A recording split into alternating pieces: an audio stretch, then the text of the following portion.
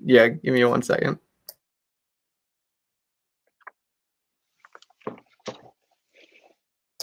All right, so we are good.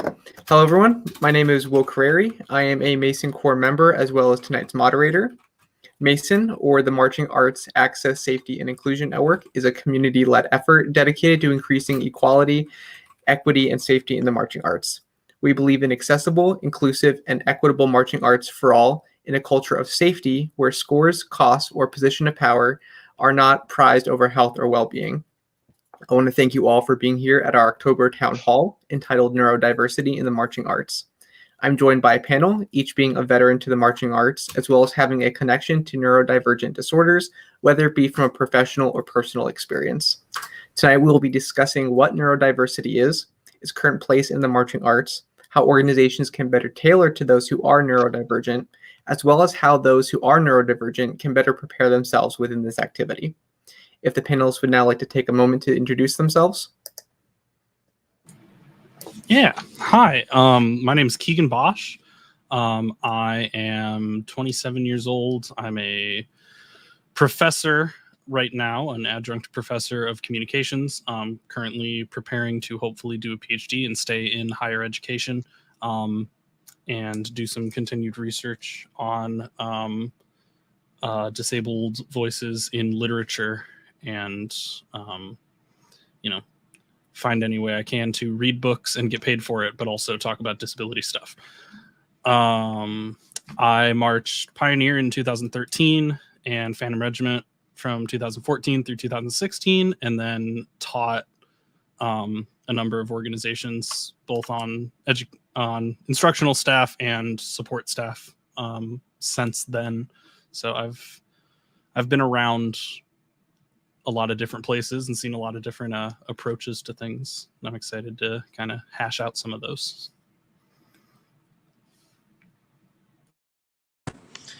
All right. Hello, everyone. My name is Marco Iannelli. I am 21 years old. I am from Lebanon, Ohio, but I'm currently going to school at Miami University in Oxford, Ohio, where I am majoring in piano performance, co-majoring in film studies, and minoring in composition. I marched the Madison Scouts on tuba from 2018 until 2021, and I have been a synth player for Rhythm X since 2019. I am also now recently a designer in the marching arts. I will be speaking as a member of the autism community. I'm really excited to get this discussion going. Well, I'm Alexandra Rathman. I'm 24. I marched with Jersey Surf in 2016 and 2018. I'm autistic, and I was diagnosed when I was very little. I also am working on my MSW, and I've experienced as a mental health worker. So I've also worked with neurodivergent children through that route. Plus, I am in my first year of teaching at a marching band, and that school district has a high level of neurodivergent children. So I hope to talk just a little bit from that perspective also, though I'm not really an expert quite yet. My name is Claire Wilcox. I am 21 years old, and I go to Indiana University in Indiana, Bloomington, Indiana, where I study environmental and sustainability studies. I marched Phantom Regiment as head conductor from 2018 to 2021, and will be speaking from personal experience as a human with ADHD. Great, thank you all. As I mentioned, my name is Will Careri. I marched with Jersey Surf in 2014 and was a member of their media team in 2017. I am, above all, a mental health advocate, having given multiple talks about the topic, mostly speaking from my personal experience with depression and anxiety, although I have been recently diagnosed on the autism spectrum as well. Before we get into our discussion, I do want to give a brief definition of neurodiversity for those who may be unfamiliar. Neurodiversity is a term referring to the diversity of human brains and the wide variety of individual differences in our brain functioning, usually when referring to those with ADHD, autism, Tourette's, etc. This brings me to my first question. Panelists, the whole environment of the marching arts, whether it's marching band, drum corps, or a different ensemble, is centered around education. With this in mind, should students be taught differently if they are neurodiverse, and if so, how?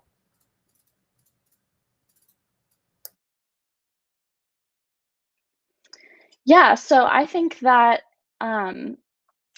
educators' main goal, just in general, should be learning how to teach students with different learning styles, and catering to those different learning styles in whichever setting that they may be in. I think that that is a sign of a really talented educator, and I think that that includes all students, not just students who may be neurodiverse, but definitely students with neurodiversity should be approached with those conditions taken into account.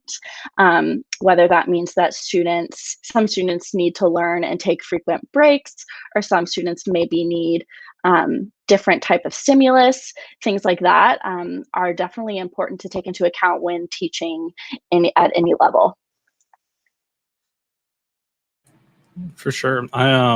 This is something I'm like really, I get turned about a lot, especially because I just did, after finishing my master's, I went back and did an education degree. And there's something weird about already being an educator for like 4 years and then taking undergrad education classes, particularly when you're autistic and taking like the required special education course for undergrad educators. So, you know, being 26 and autistic and everyone else in your class is like 18 and bright-eyed and means well. I get real turned about it. But basically, I think a lot of times in like education departments, especially, and you know, particularly in the last 20 years, the approach to teaching disabilities is like sort of ignoring them, like in an optimistic way, kind of, where people, you know, it comes up a lot with conversations about like person first or identity first language is somewhere where it comes up a ton, where, you know, generally like autistic folks tend to prefer identity first language, but pretty much every special education department approaches it with like, oh, you should use only person first language because it, you know, it doesn't define the person by their disability. And I think a lot of times, particularly in autism communities, we're like, okay, but I am like everything I do is in some way defined by disability. And like my existing is existing with disability in mind. And I think educators need to consider that more than we tend to, where I think a lot of times educators might confuse equity with equality and want to like, you know, approach teaching their students equally, but it's not always an equitable approach to treat every student equally, particularly with neurodivergent students who might, you know, like Claire said, need very specific things to succeed. But one of the great things about the marching arts specifically is like, usually your students know what they need. You know, it's a lot different in like an elementary setting when kids often are trying to like figure out what the heck's happening in general, let alone, you know, navigating the specifics of some disability. But I think a lot of times in like, you know, WGI, DCI for sure. And even now I'm seeing high school students are super aware of themselves at the high school age, which is awesome. But like your students probably know what they need. Just if you create a space where they feel safe telling you what that is, and they trust that you're going to actually like do it for them, then I think a lot of teachers would be surprised how much their students will like tell them exactly what they require without much prompting. Yeah, I completely agree with that. I agree with a lot of what Keegan's just said. I feel like this question of whether students being taught differently because of the disability, I feel like it's kind of a double-edged sword. Because on one hand, obviously, if staff doesn't kind of like shape their pedagogy, their teaching pedagogy based on like their students, and especially those with with autism or ADHD, then it's not good.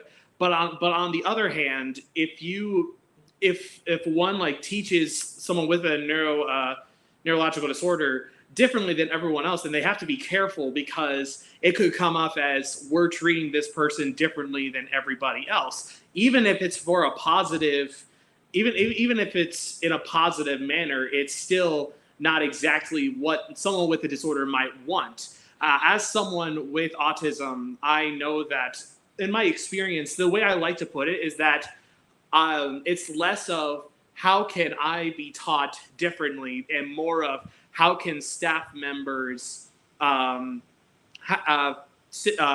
formulate their language based on, or how can they formulate their language so that everyone, including neurodivergent person like myself, to like hear it and to be able to learn from it, and on top of that, also how can they be patient and accepting and understanding of their students who go through this, because a lot of times, at least coming from experience, we autistic people, and just like neurodivergent people in general, don't really ask to be treated differently or special than anybody else. We just ask for patience and for understanding if something is not applying to us right away. So I really like everything that's being said, and you can probably tell I was getting excited. I could go on forever. Like, I will try not to, though. Okay, so especially what I like is the personal agency aspect. I agree with a lot with like allowing that student space to say like what they need, and like when you can get to know how that's, because even if you have like multiple autistic kids or multiple kids that have ADHD, they're not all going to be the same. And then, of course, like was already said, there's going to be the issue of not treating a student too different, because you have to assume competence also. Like, a lot of us have a lot of strengths learning. A lot of us learn very fast, I think. It's just really, I think, how the information is presented in case by case things, learning kind of how that student needs to learn. Like, for instance, for me, it's like I pick up on info fast, but you can't give me too many steps at once, and my auditory processing is whack, so you might just need to repeat yourself. But yeah, just case by case basis, consider the strengths of your students. And then if they're having challenges and it doesn't seem like they're soaking in information like we really want people to do in drunk core, like just be a sponge. If they're having difficulty with that, they're not doing it on purpose. Or like it could just be the mental challenges of that day. Hopefully that summed up my thoughts. I really like that you mentioned like that day too. Like that came up right at the end, and I'm like, oh yeah, that's super important. Like some days I have absolutely no auditory processing issues, and other days, like every other word just sounds like nonsense. Like, and it even within, and I think this is something that like happens a lot to autistic people, because we are often labeled by like functioning levels, which like I could rant about for years, but we won't, because that's another rant for another day. But I think because of that, a lot of times neurotypical folks tend to approach different disabilities as like, you are at X level of function at any given time, and think that that is like a static thing, when it's very much not, right? Like I will have stretches of time where I'm like totally nonverbal, and other stretches of time where I like can't stop talking. And if people expect the same each day out of their students, I think that's setting everybody up for disappointment. Yeah, in general, in the world with like disability stuff, I would like to see it approaches more like a color wheel and like these are the challenges and strengths this person has rather than just like the one bar spectrum. I'd really like to see that. Yeah, I also loved what Keegan said about making sure that there's a space where students feel safe enough to disclose their needs. I think that's huge. Speaking from experience, I kind of have a unique experience because the majority of my time in the marching arts, I was undiagnosed ADHD. And I actually just found out before my age out season this past year. And so many things just like made sense. I always sort of struggled with my communication with staff, which being in my position as head conductor is a very unique experience with kind of constant, really open communication with staff members and not understanding why sometimes they would interpret my things I said or the way I communicated that with them in a specific way, like as if I was being blunt or being even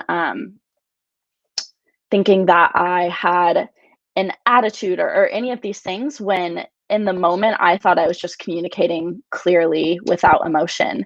So I definitely struggled telling my staff. I have a great staff, love them. They were fantastic, but I did struggle to tell them because of the social implications of having a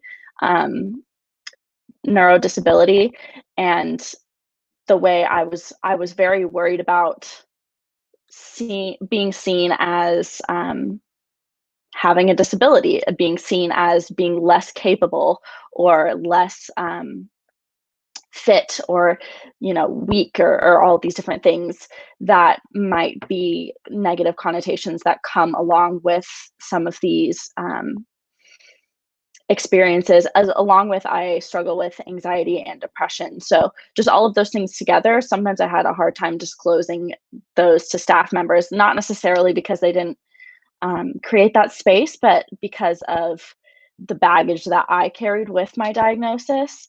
And if there had been some sort of extra effort, I think from staff members, then maybe I would have felt more comfortable communicating my needs.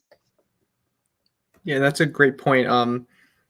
And all of you have kind of touched on this already, but I do want to ask the question specifically is, should cores kind of take the initiative then by offering some kind of form of self-disclosure for contracted members? We're not saying in audition camps or early on, but for members who have made the commitment to join the corps, should there be a level of self-disclosure on their end to maybe work with the corps? If so, there may be implications to this, but I'd love to hear your extended thoughts on that as well.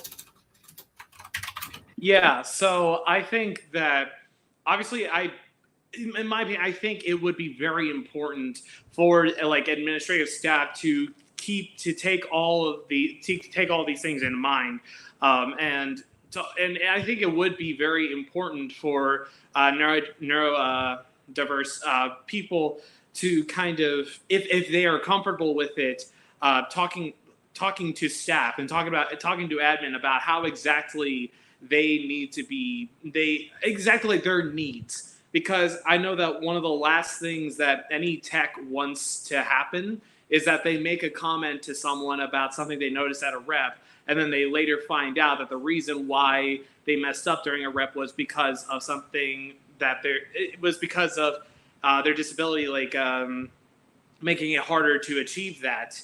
And so it would be unfair not only to the member but also to the staff. So I think it's not only a conversation of communicating from member to admin, but also member to staff or admin to staff.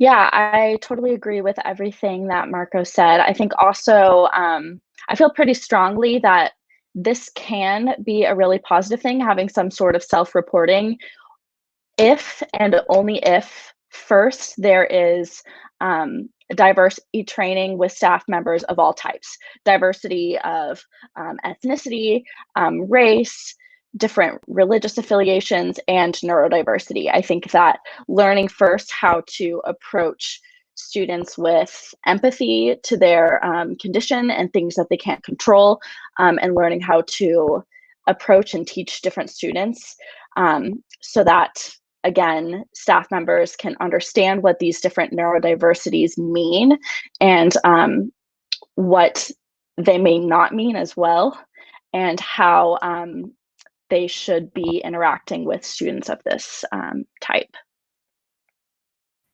Yeah, I had kind of the same concerns as Claire did, because it's like, it could be really positive if the staff knows what to do with that, and it could be detrimental if they don't have that knowledge. That, and like, I'm aware that not everyone that's teaching drunk war or anything like that necessarily works in the education field, which that's cool. And then they might just not really be educated on working with diverse students and what their needs would be. That being said, even in different regions of the country, or just even outside of the US, there's a variety in regions of like the amount of just how informed people are about that. Although, like Keegan said earlier in this panel, there's more to be desired with understanding of disability and education, but it's just there needs to be just some more for that. But it could be really good if we worked on that.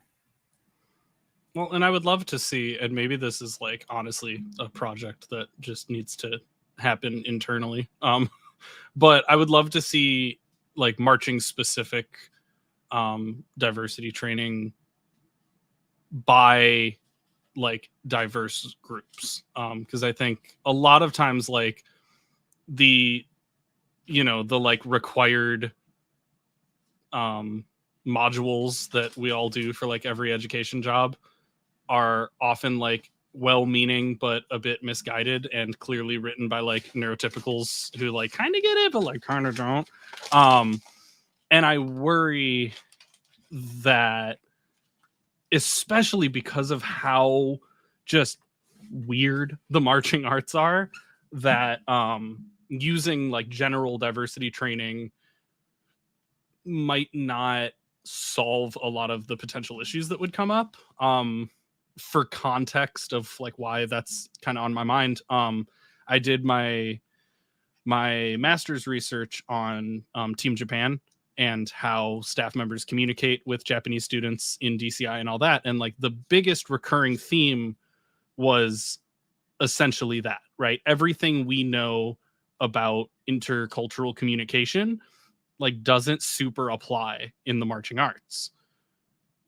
And in research that I've looked at by other people who have done like marching arts sociology and communication research, that's like a pretty recurring theme across like, language barriers and ethnicity and race and socioeconomic barriers and like all kinds of other things. And so while there hasn't been, as far as I know, any specific disability studies work in the marching arts sphere on that topic, I would certainly assume the trend would also be true there, where, DCI is such a like isolated subculture that our understanding of dealing with diverse populations in a general sense tends to not apply to what people self-report as their needs within the marching arts. And so I feel like some kind of collection of diversity materials or some kind of collection of conversations, and obviously this probably is a helpful first step of that,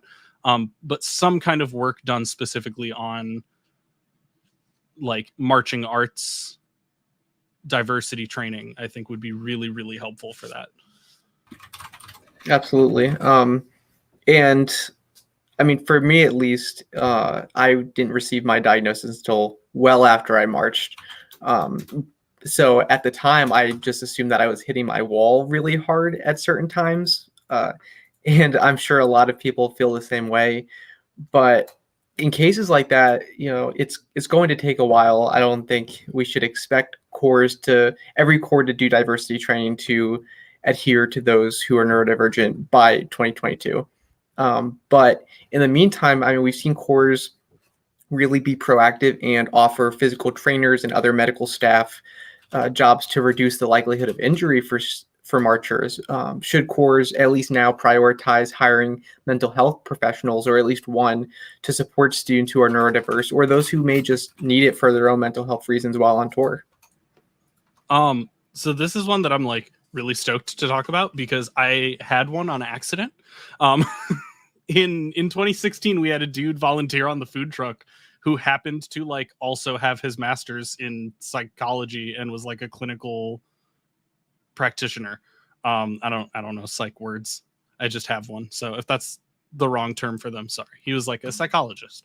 But I like, obviously that wasn't like his job on tour, but at one point in the season when I was like really going through it, I just remember like talking to him just as like a person I had chatted with a lot throughout the season and felt close to and comfortable with. And like mentioning to him that I was like struggling with some stuff. And he was like, "Oh, you want to like work through some stuff? I'm like a counselor." And I was like, "Oh, okay, cool." And I just remember that like 10-minute middle of lunch conversation and going through just a couple like methods that worked for him. And specifically, that was the first time that I had worked on, I can't think of the term for it now, but basically when you tend to like immediately jump to the worst case scenario in everything, that sort of method of being like, okay, but what's the actual worst that can happen? And how bad is it actually going to be? And how likely is that? And that sort of like de-escalating by being kind of more realistic about things is like a skill that my current psychologist loves and brings up all the time. But the first time I learned it and used that skill that I still use now, like 5 years later, and it's very effective for me, was just like at the food truck, because we had 10 minutes while I was eating lunch to have a conversation. And I think having like a dedicated mental health professional who can have those conversations when students need it is like invaluable. Yeah, definitely. I think that it is super, super important that corps prioritize having some sort of professional who is well-versed in mental health on their staff. Simply because when you look at the typical member experience, every, few people are going to sprain their knee or like have an actual physical injury at some point in the season. While I guarantee that 9 out of 10 members, if at the very least, are going to struggle with something mentally throughout the season. So it is widely spread on how it affects membership in terms of mental health. And I would argue even more common to experience than physical health issues, even though that's definitely an important subject, obviously, in the activity. But I think that having someone designated who not only is a person that the membership trusts, but is also qualified to be helping them with these different things is really important. I know a lot of the time, like our physical trainers and things tend to be those people who those responsibilities fall on, but they're not always trained in mental health, especially if they're a physical therapist or an athletic trainer or things like that.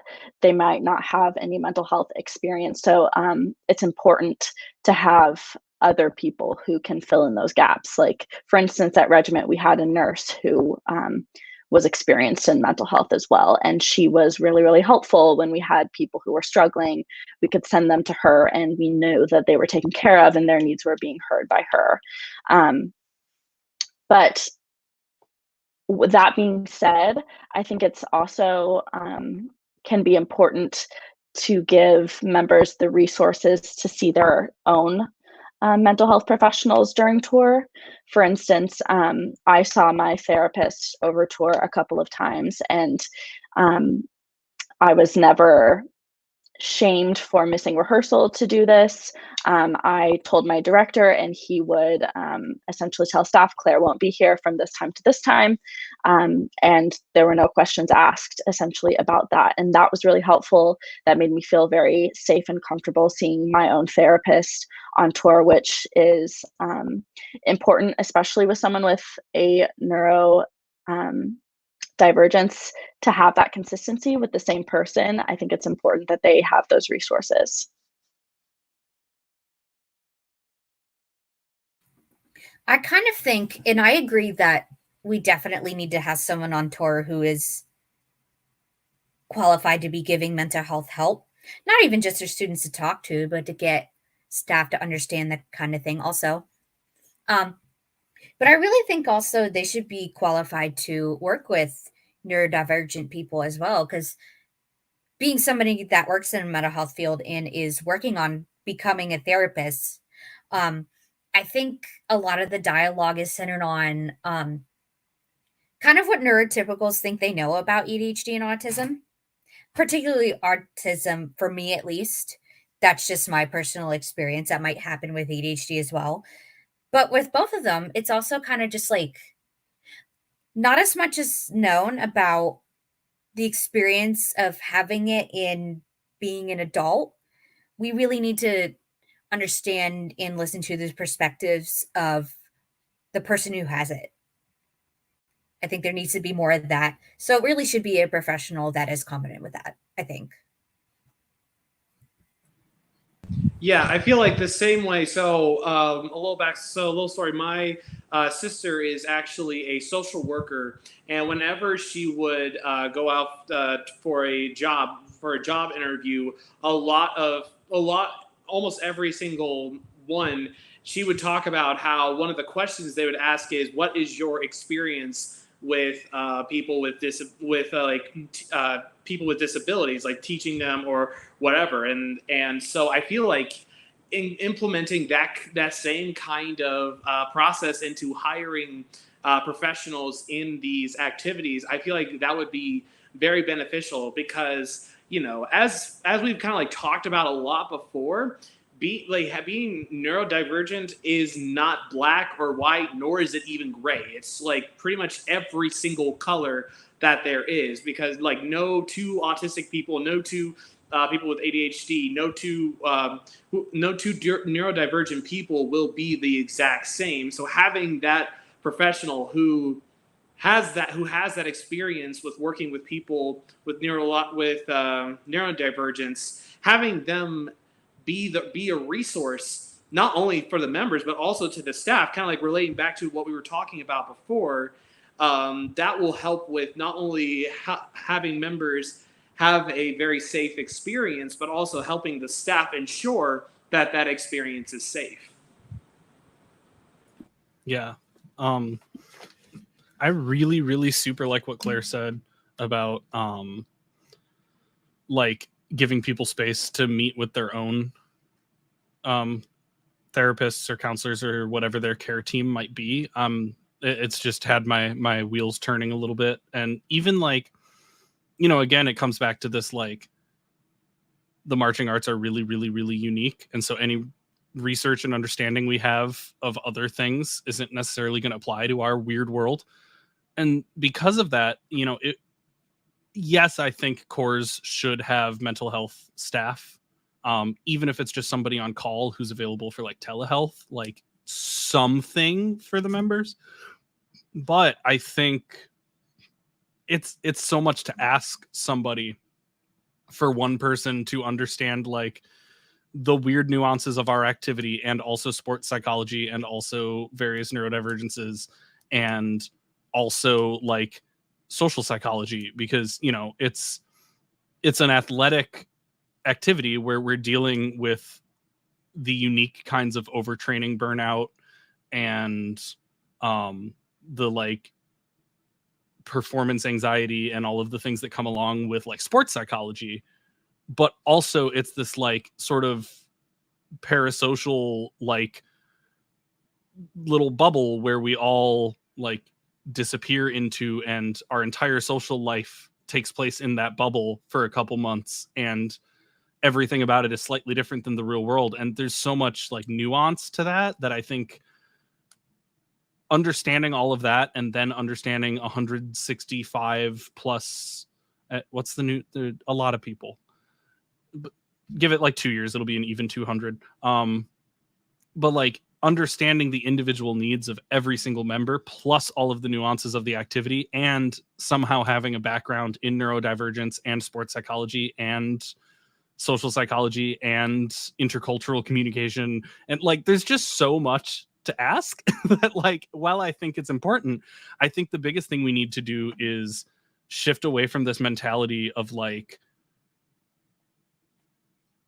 taking time away from rehearsing is like the greatest evil that you can do. Because like I'm super into like endurance sport, and I think I made a Facebook post about this a few months ago when I was angry about it for some reason, but like I'm really into endurance sports, and I follow a lot of like 100-mile 200-mile racers whose like entire athletic career is working out for 36 hours straight, and they don't do 4-hour blocks 3 times a day 7 days a week.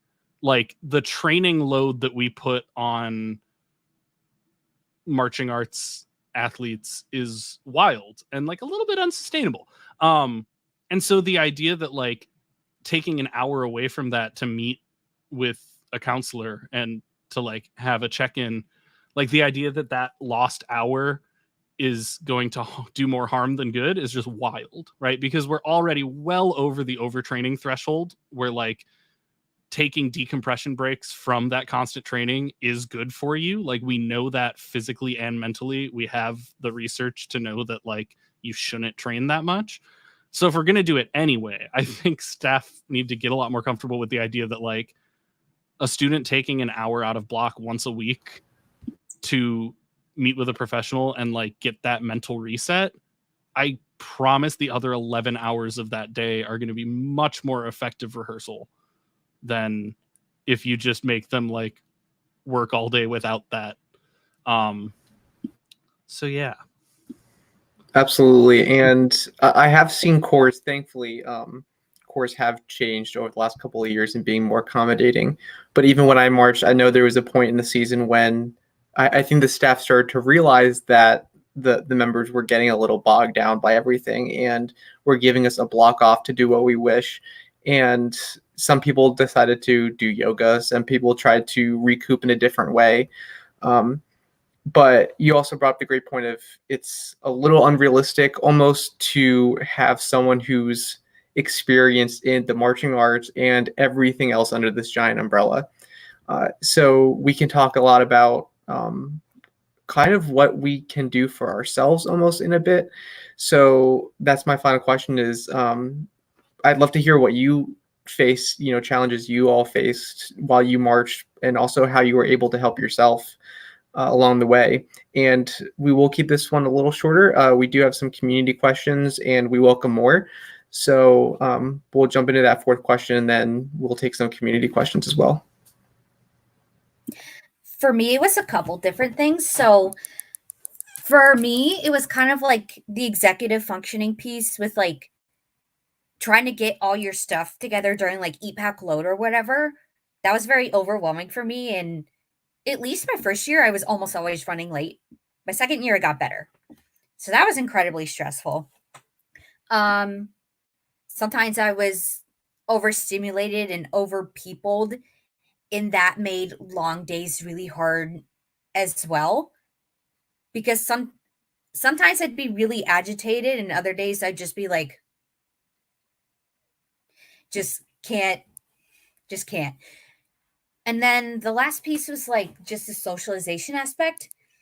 My first year, I got along better with like quite a few people. And then my second year, I didn't vibe with as many people. And I was there weren't very many like age outs. It was a lot of younger people. A lot of the people that I did my rookie year with were gone. So I never got in the groove of like being close with too many people again. And I think that impacted my mental health because it's really important to get to know other people on tour.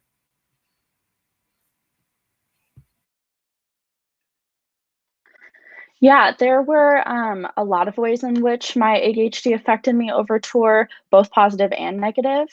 I do want to say that one positive way that I found I thrived being neurodivergent was with the structure of drum corps. I am the type of person who needs structure and thrives on structure, but cannot for the life of me create it for myself.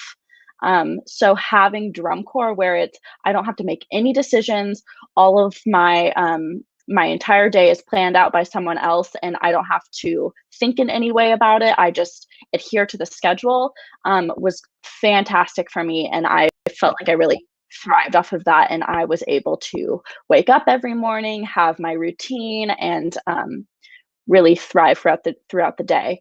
Where I struggled was just pure exhaustion, mental exhaustion, masking all day, especially being in this huge leadership position that I was in.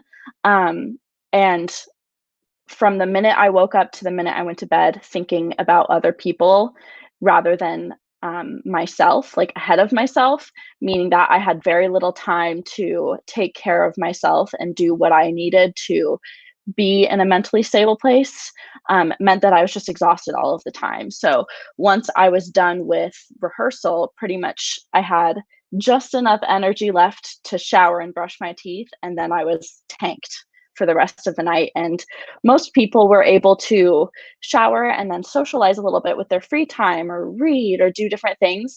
And most nights I did not have the energy to do any of those things, and I just showered and immediately went to bed.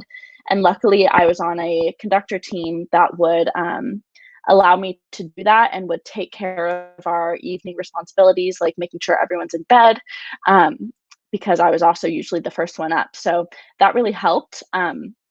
Other ways I struggled with my neurodivergence has been communication with my staff, especially my first few years was really rough. Communication, I think that I had my mentor who I was very close with and who understood me really well, knew about all of my mental health situations and that type of thing. And we had a great relationship. The rest of the staff didn't know about those different things I was dealing with, like my anxiety and my depression, and even my ADHD, they weren't aware of. So I think that they would occasionally expect me to communicate with them a certain way, and then when I communicated in the style that I did, it wasn't always received in the way that I meant it or the way that I would have hoped. I think that occasionally they would read deeper into my things I would sing and assume that I was like, for instance, I asked a lot of questions on the podium when there's timing issues. I immediately am asking all these different questions because I'm trying to figure out how to make it perfect the next time. And a lot of the times me asking questions was interpreted as me not thinking that the staff was giving me valid feedback, or thinking that I was questioning the staff's feedback rather than understanding that my questions was just me trying to suss out exactly what the staff was telling me. And that occasionally caused issues that I didn't understand. Then, I could tell that the staff was mad at me, but I would have no clue why. And then my anxiety starts to run and cause other challenges for me as well. So communication just in general was really difficult, especially communicating from a neurodivergent point of view to neurotypicals. I found was really difficult, especially in that intimate setting where I'm kind of in my job, I'm sort of half a member and half a staff member. I feel like I kind of get the responsibilities of a member without really the perks of getting to not worry about other people, and then the responsibilities of a staff member where I have to be responsible for all these people without the perks of being a staff member where I get to, have fun with the other staff members and that sort of thing. So. Yeah, all of the things that I kind of wanted to bring up are things that Claire mentioned. I just want to approach them a little bit from like a educator side, since I've been like teaching marching arts for a couple years. And one of the biggest things that I remember is super similar to what Claire was saying about like people misunderstanding when you have like good intentions, especially with like looking for clarification and stuff. I think there's a little bit, and it's less so than it used to be, but there is still that little bit of like old school drum corps mentality of like, just smile and say yes. Don't question it. And often I think the questions are not like, I'm questioning it because I disagree with your design philosophy. Cause like I'm 19. I don't have a design philosophy yet. But rather like looking for clarification, or like people genuinely wanting to make sure they do things right and like meaning really well. I think a lot of times you see students, especially younger students, who like really just want to do good and just like really want to do the right thing and are like seeking like clarification and affirmation, and are met with like, don't ask questions, just do it. And you're like, but what am I doing? And to that end, like obviously one, I think staff members just need to, like, if you are an educator, approach your students with the assumption that they mean well. Like, just assume that your students want to be successful and that they are asking questions because they want to succeed. And I think if you approach them with that assumption instead of assuming that they're like questioning you or it's like negative, I think that just is better for everybody. But two, as a marcher, I think something super important is just finding like a person or people that understand and will like help. It was always really helpful for me to have a couple people both in my section and out of my section who I knew like understood that sometimes staff gives directions and my brain just goes, nope, those aren't words. And so having people who I could trust to lean over and be like, what did they just say? Who would be like, oh, this, and this, instead of like, you know, like shushing you or like, why are you talking when the box is talking or whatever other thing people would normally do. Having people who you know are going to like support you and give you that extra feedback and that extra help you need is like monumental. So kind of finding that group as early as you can, I think, is huge. Yeah. So in my experience, a lot of my experiences are kind of like a combination of everyone's experiences that we've heard so far. So like for me, some of the biggest challenges for me as an autistic person, especially in the marching arts, involve communication and also kind of thinking, and also just kind of like thinking ahead and thinking exactly every single thing I need to do. So, for example, like my last year, this past summer, I was on the leadership team, and there was a part of me that feared, there was a part of me that feared that I was not going to be the best leader because logistically I am not the best resource, because sometimes I won't know exactly where to go and what to do and how to do it. And, you know, as people have said before, it's whenever I try to ask as many questions as I can, sometimes that could be taken in a negative light. And thankfully, I've never had those kinds of experiences before, because both the staff and the members at Scouts and at X and all the organizations I've been in have been extremely kind of like understanding and very supportive of all of this. And in kind of like going back to the whole communication thing, well, some of the biggest things is just like being able to know what to communicate and when to communicate. And that goes for not only being a leader, but also just kind of just being a normal like member of the Corps. Because sometimes I'll have a staff member ask me a question, and unless I have like a script exactly what I want to say, I will stumble every single word. And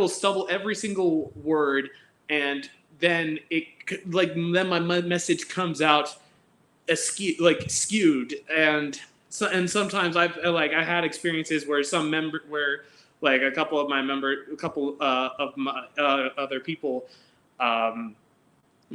kind of like question why I do that, and sometimes and I don't want to say I was made fun of for that, but sometimes I've had people who would just kind of like question like why do you always kind of like stutter when you're like talking to somebody, like why do you always do this? And it's just part of being part of my autism. It's like it's very, very difficult for me to really know exactly what I want to say and how to say it, especially when it's right on the spot. And so that's why a lot of times I will always practice what I will say, even if it's like something very, very minuscule. And what has always helped me during that time has been like the people I have marched with. Like during my summer, like I've hung out with one of my best friends in the entire Corps was a fellow autistic person, and we would often kind of like chat about moments where we feel very overwhelmed by something, or sometimes we talk about stuff that's going on in our personal lives and how we can kind of apply what we're what we're experiencing, how we can apply that, how we can incorporate that into doing the best we can in the marching arts. So I think a lot of what has really helped me has been both the members and the staff being extremely understanding and always willing to be very cooperative. Absolutely. And it's funny that you mentioned having to make sure everything is written out, because I've had this entire night scripted out in front of me this entire time. So I completely get it. We do have some community questions. We won't be able to get to all of them, unfortunately, because there are quite a few. But I would love to hear your inputs on this. We've talked a lot about tour and how that whole process can go, but I do want to back us up to the beginning of audition camps. For a lot of people, auditions are already very cutthroat to begin with. And for someone who is neurodivergent and stepping into that role for the first time, stepping into a room where they might not know anybody, and then have to audition amongst a bunch of others, is there a way that can really add to that experience and make it a little better for them? I think I have like two different planks of going back to the same, like just find people, like find your people early and often. But one, I think pretty much every organization at this point puts up like interest groups on Facebook and stuff. So you can have like, there is some community building that happens pre-auditions. And I think taking advantage of that as much as you can is huge. And like, even, finding one or two people who are auditioning for the same instrument, or who have like some shared interest that you discover from like another Facebook group or whatever it is, like even if you find two other people and make a group chat, like it doesn't have to be, you're constantly participating in that space, because that can be a ton of people and a little overwhelming, but like at least keeping tabs on it and trying to create like one or two relationships within that group can be huge for having someone just to like go to camp with and interact with. And then also just like convince your friends to audition with you, because you probably also, if you're deep enough in this nonsense that you're going to do it all summer, you probably have friends who are also pretty deep.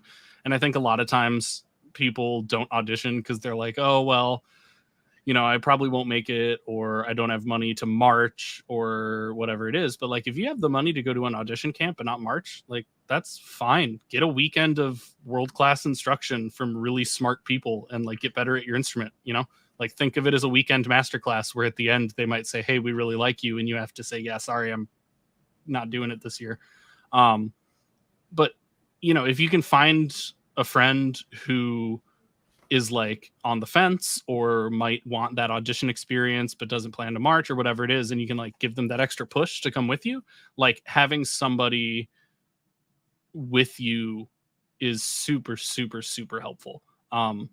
Like one huge thing for me was auditioning with other people from Pioneer, because I marched Pio in 2013, and then I showed up to auditions at Regiment in 2014, and there were a couple other people I had marched Pioneer with, and so immediately it was like, okay, there's someone here who I know, there's someone who is like safe and present. And then I got lucky, and one of those Pioneer people also made the horn line that year, and so I had that like safety person for a whole season. But especially for auditions, having that connection is really, really helpful. Yeah, I totally agree with everything Keegan said, I would not have shown up to my audition if it weren't for two other friends from my high school who were going to the same audition, because that felt like a safety net for me to be able to go and have something that's familiar at this very unfamiliar place. I think the other thing for me and my ADHD is knowing what to expect at an audition. And for this, I would say don't be afraid to reach out to staff members, or even if you can't reach out to staff members, it's great to find someone who has gone through the audition process prior, who can tell you, this is what we did the first day, this is what we did the first block, this is what we did the second day, walk you through what that process is going to look like so you know what to expect. Because for me, that made me feel immensely more comfortable when I was in this really unfamiliar, stressful, anxiety-inducing environment. So yeah, those would be my biggest recommendations.